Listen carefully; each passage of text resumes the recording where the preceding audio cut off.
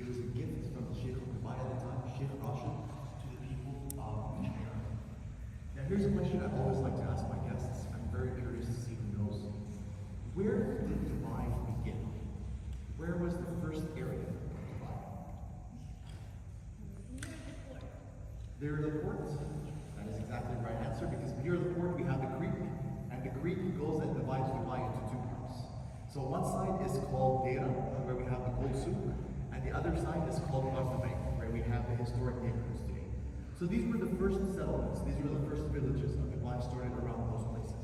The people who lived there, they would park their boats in the water, and then they would go out into the sea, where they would go fishing, diving for pearls, and trading with other countries. And they named this place where we are, they call this place Jumeirah. We don't know why exactly. There's a famous author, he interviewed people whose families lived here for generations. He asked them, what does Jumeirah mean? And they all gave different answers. But he concluded that either it means a white hot coal or the moonlight. And most likely it was a reference to the white sandy beaches that we have over here. You can see this picture right next to me. This is our area. This was taken 30 years ago in 1995. And you can see the beaches here. So this is when the boats were approaching, they would see the waters, they would see the beach, and they knew they were getting close to their homes. So they call this Jumeirah. Today you see the name Jumeirah in a lot of places. We have Jumeirah hotels, Jumeirah restaurants, Jumeirah beach, JVC, JLT, JVT. But where we are right now, this is the original Jumeirah. It starts from just down the road, where by the port, and then it will go all the way towards Arab. So this is the Jumeirah. This mosque is a very iconic one. You'll see it in a lot of pictures. You'll see it in our old dirham bills as well. It might be very hard to believe today, but this used to be one of the largest mosques in the UAE. Today it's not even the largest mosque on the street, but you can fit about 2,000 people inside of here. So when people enter, they'll be sitting on these pink lines over here. They're going to sit from the first row all the way to the back, about 2,000 people. Has anyone had a chance to visit any mosque? Has anyone been to any place? Where was it? The Grand Mosque. So you can see, like, when I say this used to be bigger, it's like, it's not even a fraction of that place, yeah. So maybe you've been to some mosques, maybe the Blue Mosque is just up, right? Yes, perfect, that's a beautiful concept. So you'll see, like, wherever you go, you have, like, very different styles, very different things. Sometimes the color is different, sometimes the way they build the mosque might be slightly different. That has to do with the region of where the architect comes from. So for example, you'll see some mosques that maybe have 4 towers instead of 2. And the top is usually more of a triangle shape. So that is the Ottoman style, which you'll find in places like in Turkey.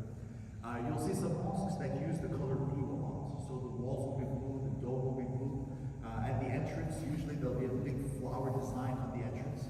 So this is the Persian style, which you'll find in places not only Iran, but in Central Asia as well. Places like Uzbekistan, that's very popular. This style here that we are in is called the Fatimid style. So the Fatimids, they were a dynasty that ruled Egypt about 1,000 years ago. They built the capital of Cairo, and this style of architecture is very popular in Egypt and in Syria.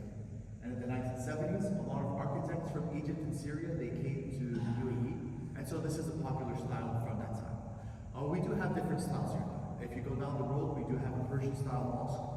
Go down the highway, on your way to Abu Dhabi, you'll see an Ottoman style mosque as well. But this is a very common style, especially on this road over here. For the Fatimid style, the colors tend to be a lot brighter.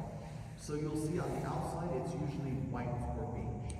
On the inside, we have a lot of pinks, greens, yellows, blues, like very bright colors that we have inside. The arches that we have around us and the lanterns, these are very common for the Fatimid style as well. But there are some things that you'll see in almost every mosque. First thing is right above us, the dome. Now the dome plays an important role in the mosque. The dome lets me do this. So even without my microphone, my voice can still travel, thanks to the dome. The idea is the imam, the leader of the prayer, when he's praying, he's facing this direction right over here. And so the voice will bounce back, will go into the dome, and will echo all over, so that everybody inside can hear the prayers. You'll see that in most mosques over here, there's going to be some calligraphy on the corners of the dome. These are verses of the Quran. They're written in a calligraphic script.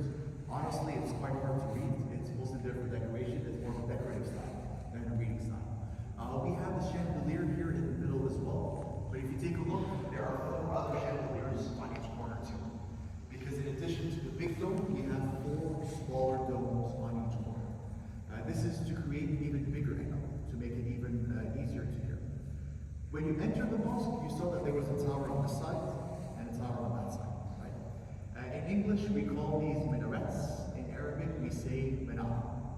And in the past, you had a person called the mu'adhin. And the mu'adhin's job was to take one of these doors.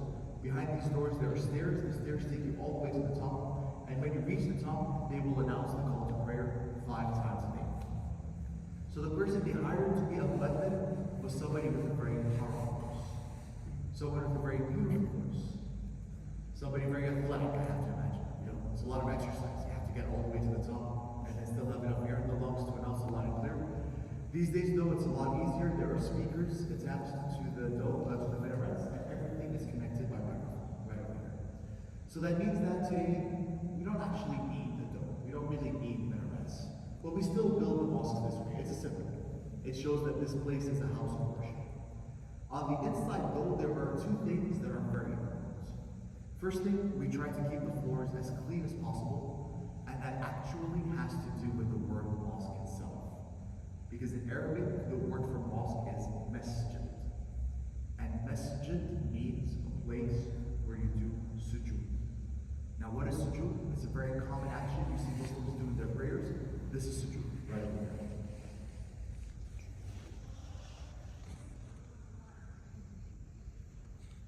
So because we make this movement many times in our prayer, we ask to keep the floors clean, to make it comfortable for people when they pray. And finally, but most importantly, is the direction right behind me. Does everyone know what this is facing? Mecca, yes. So in Saudi Arabia, there's a place called the Kaaba. The Kaaba is the cube where you have the people will do their pilgrimage around, and when we do our prayers, we face this direction all the time when we do our prayers. If you look at, this is a very old and a very holy shrine. We believe that this was built by the Prophet Abraham and his son Ishmael, thousands of years ago. This was a very important site to the people of the region, and today, when you see people do their prayers, they're all facing the same direction. If you walk in a neighborhood, you'll see something very interesting. You'll see the houses. The houses, they're all organized in a line. But then you'll see the mosque. And the mosque might be facing an angle. It might be facing completely the opposite direction of where the other places are. The reason is, when we build the mosques, we want the main door to always face Mecca. As soon as you enter, you know which direction you're facing. We call this qibla when you face this direction for prayer. In every school, in every office, in every mall, in every public space, there are prayer rooms. And in those rooms, we try to design them as much as possible so that they face Mecca. Take a look at your hotel rooms. A lot of rooms, they have a small sticker. It's either on the wall or on the ceiling of the room. That way, if you want to pray inside the room, you know which direction you're facing. And if you're really lost, if you really have no idea, we have an app.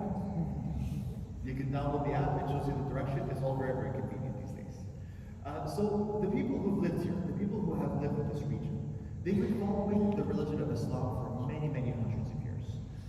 It's influenced our culture in a big way. It's really like something that shaped the way we think, the way we do our actions. But of course, we have Muslims all over the world, right? There are Muslims in Asia, in Africa, in Europe, in America, in Australia. You will find different places you visit, maybe some things are slightly different, maybe some of the practices might change from place to place. But no matter where you are, no matter how different these practices might be, there are 5 main practices that unite all Muslims together. These are called the 5 pillars. And what I'd like to do now is go through them very briefly, one by one, explain what they are, their meaning, and how we practice them. This will give you a good idea of what the daily life of a Muslim is like. And now, whenever you're around the UAE or in any other Muslim country, you might hear things, you might see things, and you'll get the context, you'll understand why they're doing these practices. If anyone has any questions at any time, please raise your hands. I'll try my best to answer. So we'll start with the first pillar. The first pillar is called Shahada. And Shahada is to say 2 simple phrases. These phrases are Ashhadu an la ilaha illallah, Ashhadu anna Muhammadan Rasulullah. Everyone understood, right? Yeah, so the first part of the phrase Ashhadu an la ilaha illallah translates to I believe, I bear witness that there is no God but the one God. You've all heard the word Allah. Allah is not the name of a special God. It's not the name of a different kind of God. It's simply the Arabic word for God. If you meet an Arab Christian person, if you meet an Arab Jewish person, they would also say Allah in their speech, in their prayers, in their text as well. As Muslims, we believe in the prophets. We believe in Abraham, and Isaac, and Ishmael, and Moses, and Noah. Muslims believe in Jesus as well. In fact, in the Quran, there's a chapter called Surah Maryam, the chapter of Mary, about Jesus' mother, her life, the miracle of the birth. Everything is mentioned. But we believe that Jesus was a prophet. And we believe that after the prophet Jesus, there was one final messenger from God, the prophet Muhammad. So the second part of the phrase, Ashhadu an Muhammadan Rasulullah, means I believe that Muhammad is the messenger of God. So very simple phrases, but they carry a lot of meaning for Muslims. You could say that to be a Muslim is to believe these two things, that there is one God, and that Muhammad is one of the many messengers of God who came to this world. So this is something that people say when they first become Muslim. We also say it multiple times in our prayers, which is the second pillar, the prayers. I mentioned this earlier. How many prayers in one day? 5. When are they? It's always changing. It's always different because it's all based on the movements of the sun. So we have today's time. On this wall here, you'll see that there's a lot. These are today's prayer times.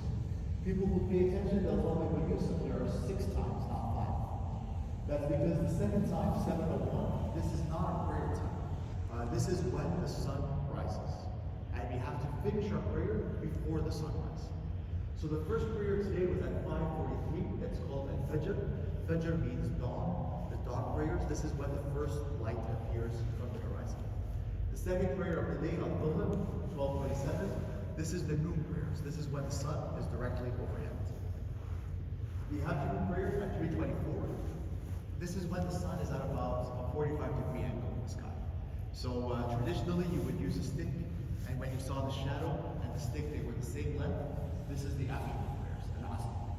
Then we have al-Maghrib. Maghrib means the sunset. So these are the sunset prayers. Little interesting language fact as well. Maghrib is also the Arabic word for Morocco, because Morocco was the westernmost place, so the sunset place, al-Maghrib.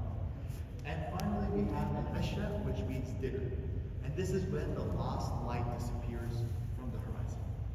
So the idea is from the first light of day to the last light of day, just take a few moments out of your busy schedule, all the hustle, the bustle, the stresses, leave them aside for a few moments and focus on reconnecting. Because in Arabic, the word for prayer is salah. And salah means connections. Now, if you were around a mosque yesterday at 1 p.m., you would notice that the place got really crowded. Because on Friday, we have the Friday prayers, where the imam will sleep right over here, and they will deliver a short sermon, about 15 to 20 minutes, and then everyone will come together and pray after that time. Does anyone here live in Tree? So you've seen the changes with the weekends, right? Yeah. So very, very welcome everyone. I don't know if you know this, but 3 years ago, we changed our weekend. So 2022 was the first time our weekend was Saturday and Sunday. But actually, you know what? The weekend changed 3 times in my life. Because when I was in school, our weekend was Thursday and Friday. You know, TGIW, thank goodness it's Wednesday. Then after that, they switched to Thursday, Friday, Saturday, and now since 2022, it's Saturday and Sunday. And when they announced this, some people, they were concerned. They said, okay, we have to work on Friday. But what about the prayers? It's very important to come and pray as a group on Friday. And so now, for schools and for the government, Friday is a half day. Schools will close at 12 o'clock. The government offices will finish their work by 12 o'clock. For the private sector, they have to give them a longer lunch break, enough time to do their prayers if they choose to do so, have their lunch, and then come back to work. The Emirates of Sharjah, though, the emirate closest to us, they say no. No. We're not going to do that. We're going to have a 3-day weekend. So now Sharjah has Friday, Saturday, and Sunday as the weekend. Believe me, when this was announced in 2021, the #1 Google search was how to find a job in Sharjah. When we talked about the timings of prayer, we'd like to give a quick demonstration now of what our prayer looks like. My colleague Muhammad at the back will 2 cycles. We do have to face Qibla, we do have to face Makkah when praying. So not to have our backs turned, we'll do the demonstration closer to the door. Feel free to take pictures and videos as well, that's fine. And then after the demonstration, I'll explain what the whole process was. But for now, you can turn around, and then we'll come back afterwards.